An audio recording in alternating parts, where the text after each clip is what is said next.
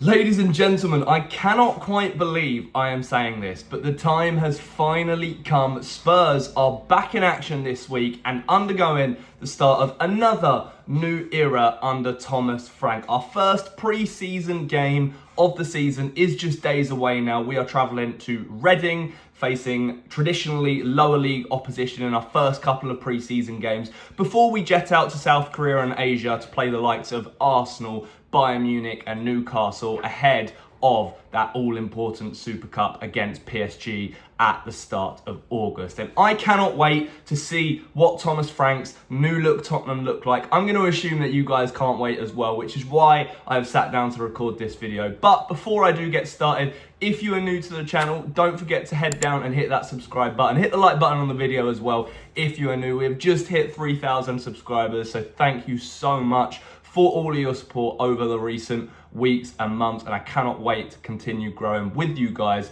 But I will not delay any longer. Let's talk about Tottenham and this first game under Thomas Frank.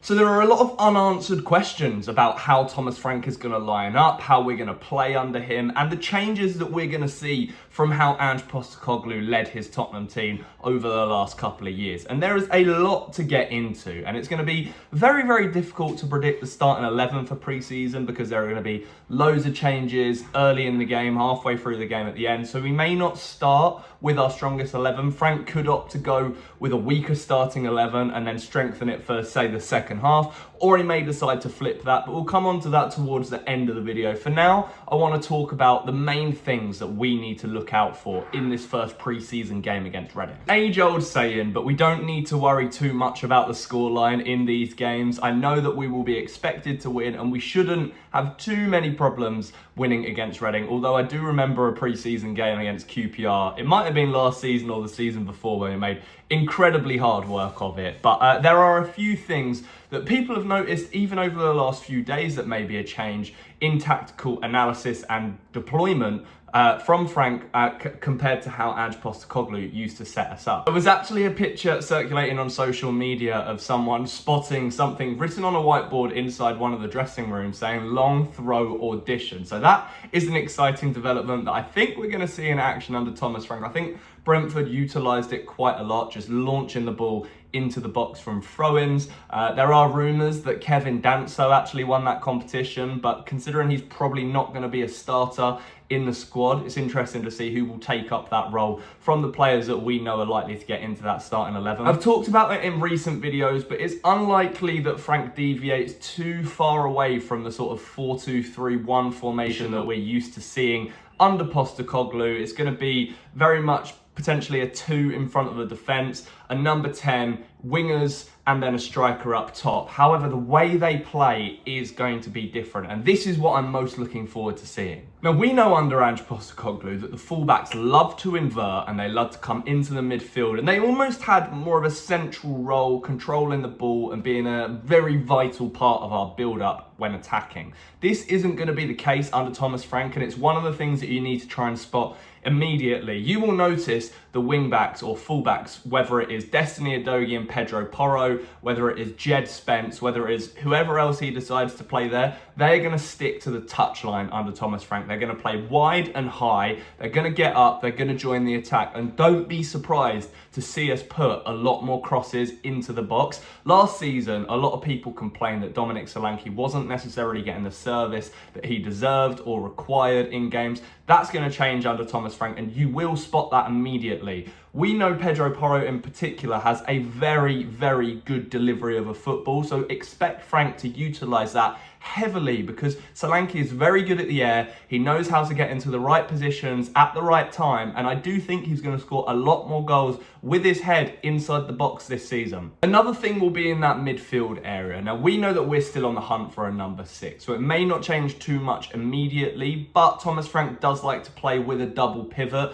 whether that be Lucas Bergwijn and Rodrigo Bentancur, whether he throws Basuma in there. We don't quite know the answer to that yet, but we will see perhaps more of a balanced midfield rather than everybody bombing forward. We will have more of a defensive aspect to our play, which isn't necessarily a bad thing, if you ask me. Considering how many goals we leaked last season, it's going to be interesting to see initially who Frank trusts with more of that number 6 role. I know people say that he prefers to play two number 8s, and perhaps if we get this Morgan Gibbs-White deal over the line, that's where he'll slot in alongside another midfielder, maybe Bentancur, maybe Bergvall, maybe Pat Matasar. But for now, it's going to be interesting to see how they operate and who is going to be that primary ball winner and aggressive defensive midfielder. Then in front of them comes that new number 10 role. Now think about Mikkel Damsgaard for Brentford. He was arguably Brentford's best player last season. If you have a look at their social media and talk to some of their fans, although you've got Wissa and Mbuema who scored pretty much all of their goals last season,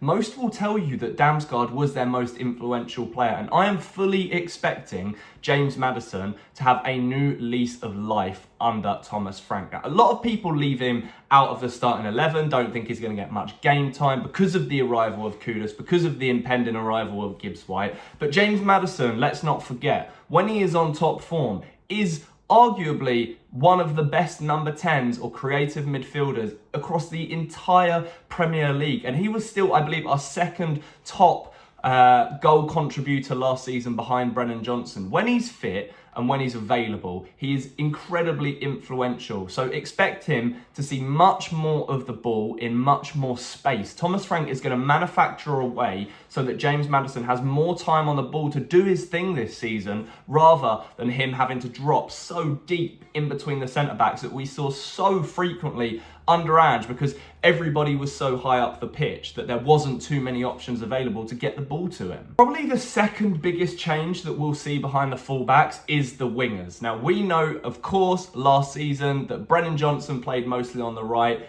while Kulusevski was out, and on the left was Son. Son may retain his place to start with under Thomas Frank, purely just because he's club captain, he's very experienced, and he may pick up better form than he did last season. We can all have our fingers crossed for that, of course, but they are going to play a very different role under Frank, and I'd be surprised if it's not very easily spotted from the very first minute against Reading. Now that we have these fullbacks playing high and wide, there's no need for the wingers to be there. So Thomas Frank will deploy them as inside forwards, meaning they are able to cut in, fill more of a central role in that final third. And I think that is going to benefit both Heung-min Son, Brennan Johnson, Mohamed Kudus, Wilson Odobert, Matthias Tell. All of them are going to benefit from this because they all have striker instincts in them. Take Son, for example. We know that his very best attribute as a Spurs player over the year has been when he's picked the ball up out wide, cut inside and just curled the ball into the top corner. He hasn't been able to do that over the last couple of years with the management and how we've played. And if he really does still have that talent and level of ability, it will begin to happen again because of how Frank's going to set him up. Likewise, Brennan Johnson, we know his strongest attribute isn't taking his man on, and it's as an inside forward, he will do what he does best, which is arrive in the right positions in the box at the right time to score goals, something that he was still very good at last season. Of course, don't forget the two new boys that will be vying for a place on both of those wings from the very off. On the right, Mohamed Kudus, we know that he is going to be the one to watch in this first game. It's who everybody is so excited to see. The ability and the quality that he's going to bring to this Tottenham team is going to take us up a level. He will carry the ball forward, beat his man. He will be that exciting, get your bums off your seats type player, and I cannot wait to see him in action, and he is going to be the one to watch in this game. He's on the thumbnail for a reason. Mohamed Kudus going to make his Spurs debut this weekend. Let's see what he can actually bring for us. And Matthias Tell, after joining on a permanent deal as well, is going to make his first step as a Tottenham player, not just a Bayern Munich loanee. And he's got a lot of work to do if he wants to eventually displace Heung-min Son in that starting 11, but he's got all the time in the world. We know he has the talent, even though we only saw glimpses of it last season, so he's another one to keep an eye on. Then, of course, that striker role as well. Now, we know that Spurs have been looking at Johan Wissa from Brentford as a potential striker addition to play either with Solanke or as his backup. So how is Solanke going to react to that? He needs to be a bit more prolific in front of goal. He's an incredibly hard worker, incredibly hard presser, but can he translate that into more goals and keep his position safe? That's another question that we have to ask. I think Spurs will work better as a team under Thomas Frank in terms of how they press, how they win the ball back, and how they defend as a unit. We know that we're going to go from one extreme to a more balanced approach under Thomas Frank. We're going to press high together, but we're also not going to be naive. We're going to defend in numbers, and don't be surprised to see us drop off and deploy a low block at times against almost any opposition that can give us a game. So there's a lot to look at under this new look Thomas Frank team, and it all begins on Saturday afternoon against Reading. I am so excited, as I've already said. There's so much to look out for, so many changes that are going to be made, and I hope I've done a relatively alright job at explaining them in this video. But let me know down in the comments, what are you looking forward to the most when it comes to pre-season? Which team are you looking forward to playing most? Who are you looking forward to watching the most? Is it Kudus? Is it Tel? Is it another different player that you just have missed over the summer? Let me know down in the comments. I'm not going to do a predicted starting 11 for this Reading game because I can't predict it. I want to see what Thomas Frank goes with for the very first outing, and then I can do them from that point onwards, because I just have no idea who he's preferred in training, who he's going to go with, and he might just change it so much anyway across these first couple of games, as players have only just recently come back a bit later, and the fitness may not be entirely there yet. But yeah, as I said, guys, if you enjoyed the video, make sure you smash that like button and hit the subscribe bell as well. I am so grateful for all of your support once again over the last few weeks and months. The journey to 5K by the end of the 2025-26 season is well underway, and I cannot wait to continue producing videos like this for you on a weekly basis, and just hopefully following another successful Spurs campaign as we head into the new season. It's going to be really exciting, but that is it from me for now. Enjoy your week, your weekend, enjoy the game if you're going.